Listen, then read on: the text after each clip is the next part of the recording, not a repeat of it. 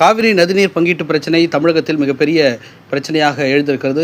சட்டப்பேரவையில் கூட மிகப்பெரிய விவாதப் பொருளாக இருக்கிறது.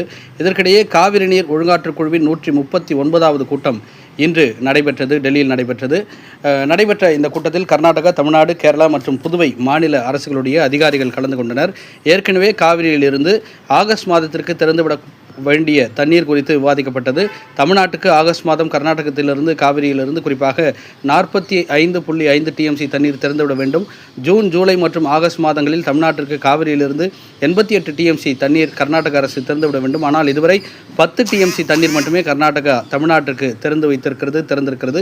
ஜூன் மற்றும் ஜூலை மாதங்களுக்கு திறக்க வேண்டிய எஞ்சிருக்கக்கூடிய 33 டிஎம்சி மற்றும் ஆகஸ்ட் மாதம் தர வேண்டிய 45 டிஎம்சி நீரை தமிழகத்திற்கு திறக்க உத்தரவிடக் கோரி இந்த கூட்டத்தில் தமிழக அரசு அதிகாரிகள் கோரிக்கை வைத்திருந்தனர். அந்த கோரிக்கையின் அடிப்படையில் தமிழ்நாட்டிற்கு காவிரியிலிருந்து 15 டிஎம்சி நீர் திறக்க காவிரி ஒழுங்காற்று குழு பரிந்துரைத்திருக்கிறது. குறிப்பாக நாளொன்றுக்கு 1 டிஎம்சி காவிரி நீர் திறக்க ஒழுங்காற்று குழு பரிந்துரை செய்திருக்கிறது. ஏற்கனவே பரிந்துரைக்கப்பட்ட தண்ணீர் திறக்கப்படாத நிலையில் மீண்டும் நீர் திறக்க பரிந்துரைத்திருக்கிறது. காவிரி நீர் மேலாண்மை ஆணையத்தின் 55வது கூட்டம் அதன் தலைவர் எஸ்கே ஹல்தர் தலைமையில் டெல்லியில் இன்று தொடங்கி நடைபெற்றது. அந்த அடிப்படையில் தமிழ்நாட்டினுடைய அதிகாரிகள் கலந்து கொண்டு பல்வேறு முக்கிய கோரிக்கைகளை வைத்திருக்கின்றனர். ஏற்கனவே குறுவை சாகுபடி காவிரி நீர் வரத்து இல்லாததால் பொய்த்திருக்கிறது என்கின்ற அடிப்படையிலான பல்வேறு கோரிக்கைகளை இந்த கூட்டத்தில் முன்வைத்திருக்கின்றனர். தமிழ்நாடு அரசு தரப்பில் அதிகாரிகள் காணொலி காட்சி வாயிலாக கலந்து கொண்ட அடிப்படையில் குறிப்பாக அடுத்த 15 நாட்களுக்கு 1 டிஎம்சி நீர் திறக்க கர்நாடக அரசுக்கு காவிரி மேலாண்மை ஆணையம் உத்தரவு இட்டிருக்கிறது. குறிப்பாக ஒழுங்காற்று குழு பரிந்துரையை உறுதி செய்த காவிரி நீர் மேலாண்மை ஆணையம் உறுதி செய்து இந்த உத்தரவை பிறப்பித்திருக்கிறது. இந்த நிலையில் காவிரி நீர் திறப்பு தொடர்பாக தமிழக அரசு தொடர்ந்த வழக்கை உச்சநீதிமன்றத்தில் வரும் வியாழக்கிழமைக்கு விசாரணைக்கு வர இருக்கின்ற நிலையில் இந்த கூட்டத்தில் இந்த முடிவானது எடுக்கப்பட்டிருக்கிறது என்பது குறிப்பிடத்தக்கது.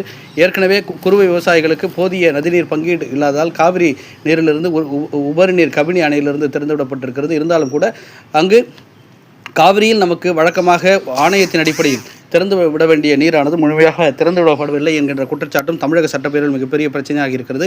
அந்த அடிப்படையில் தென்பெண்ணையாறு நீர் பங்கீடு விவகாரம் தொடர்பாகவும் உச்சநீதிமன்றம் ஒரு வழிகாட்டுதல்களை அளித்திருக்கிறது. அந்த அடிப்படையில் தென்பெண்ணையாறு நீர் பங்கீட்டு விவகாரத்தை மகதாய தீர்ப்பாயத்திடம் ஒப்படைக்கக்கூடாது, பதவியில் இருக்கக்கூடிய உச்சநீதிமன்ற நீதிபதி தலைமையில் தீர்ப்பாயம் அமைக்க வேண்டும் என தமிழக அரசு உச்சநீதிமன்றத்தில் திட்டவட்டமாக தெரிவித்திருக்கிறது. குறிப்பாக தென்பெண்ணையாறு நீர் பங்கீட்டு பிரச்சனையை தீர்க்க உச்சநீதிமன்ற நீதிபதி தலைமையில் புதிய தீர்ப்பாயம் அமைக்க வேண்டும். ஏற்கனவே பயன்பாட்டில் இல்லாமல் இருக்கும் மகதாய நீர் தகராறு தீர்ப்பாயத்திடம் ஒப்படைக்க கூடாது எனவும் தமிழக அரசு உச்சநீதிமன்றத்தில் பிரமாண பத்திரமானது தாக்கல் செய்திருக்கிறது. குறிப்பாக இந்த விவகாரத்தை பொறுத்தவரையில் தென்பெண்ணை ஆற்றின் குறுக்கே எர்கோல் என்ற பகுதியில் கர்நாடக அரசு அணை கட்ட நடவடிக்கை எடுத்து வந்தது. அதற்கு தடை விதிக்க கோரி தமிழக அரசு உச்சநீதிமன்றத்தில் வழக்கு தொடர்ந்திருந்தது. அந்த வழக்கை விசாரித்த உச்சநீதிமன்றம் இரு மாநிலங்களுக்கிடையே சமரச பேச்சுவார்த்தை நடத்த மத்திய அரசுக்கு அறிவுறுத்தல் வழங்கியதோடு மட்டுமல்லாமல் அந்த சமரச பேச்சுவார்த்தையில் உடன்பாடு இதுவரை எட்டப்படாத நிலையில் இதனையடுத்து தமிழகம் மற்றும் கர்நாடக மாநிலங்களில் இருக்கக்கூடிய தென்பெண்ணையாறு நீர் பிரச்சனையை தீர்ப்பதற்காக 3 மாதத்திற்குள் தனித்தனி தீர்ப்பாயங்கள் அமைக்க வேண்டும் என கடந்த பிப்ரவரி 2ஆம் தேதி அன்று உச்சநீதிமன்றம் மத்திய அரசுக்கு உத்தரவிட்டிருந்தது. ஆனால் தீர்ப்பாயம் அமைக்க 6 மாத காலம் கூடுதல் அவகாசம் வேண்டுமென மத்திய அரசு உச்சநீதிமன்றத்திடம் கோரியதை அடுத்து கூடுதல் கால அவகாசம் வழங்கி கடந்த மே மாதம் ஆணையிட்டிருந்தது. இந்த நிலையில் தென்பெண்ணை நீர் பிரச்சனையை தீர்க்க புதிய தீர்ப்பாயம் அமைப்பதற்கு பதிலாக ஏற்கனவே பயன்பாட்டில் இல்லாமல் இருக்கும் மகதாயி நீர் தகராறு தீர்ப்பாயத்திடம் வழக்கை ஒப்படைக்க கோரி மத்திய அரசு புதிய மனுவை உச்சநீதிமன்றத்தில் தாக்கல் செய்திருந்தது. அந்த மனுவை விசாரித்த உச்சநீதிமன்றம் இது தொடர்பாக தமிழகம் மற்றும் கர்நாடக மாநில அரசுகளிடையே பதிலளிக்க கடந்த மாதம் உத்தரவிட்டதன் அடிப்படையில் தமிழக அரசு உச்சநீதிமன்றத்தில் இன்று பிரமாண பத்திரம் தாக்கல் செய்திருக்கிறது.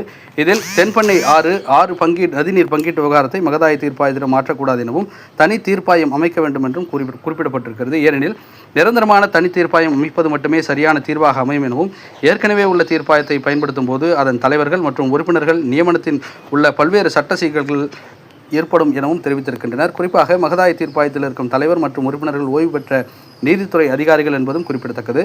எனவே பதவியில் உள்ள உச்சநீதிமன்ற நீதிபதி தலைமையில் 2 உயர்நீதிமன்ற நீதிபதிகள் உறுப்பினர்களாக நியமித்து புதிய தீர்ப்பாயம் அமைக்க வேண்டும் என்றும் கோரிக்கை வைக்கப்பட்டது.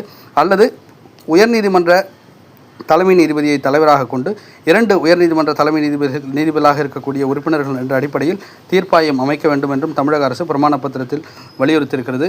அந்த அடிப்படையில் ஏற்கனவே மேகதாது விவகாரம் தமிழகத்தில் மிகப்பெரிய பிரச்சனையாக ஏற்படுத்தியிருக்கிறது. கர்நாடகம் உரிய நதிநீர் பங்களிப்பை அளிக்கவில்லை. ஏற்கனவே ஆணையம் அறிவித்திருக்கக்கூடிய நீர் பங்கீட்டை அளிக்காமல் கர்நாடக அரசு ஏமாற்றும் வேளையில் தற்போது இந்த விவகாரம் தென்பெண்ணை விவகாரம் மிகப்பெரிய பிரச்சனையாக எழுந்திருக்கின்ற சூழலில் விரைவில் இதற்கான முடிவுகள் எட்டப்படுமா என்கின்ற கேள்வி தமிழக விவசாயிகள் மத்தியில் மிகப்பெரிய கேள்விக்குறியாக இருக்கிறது.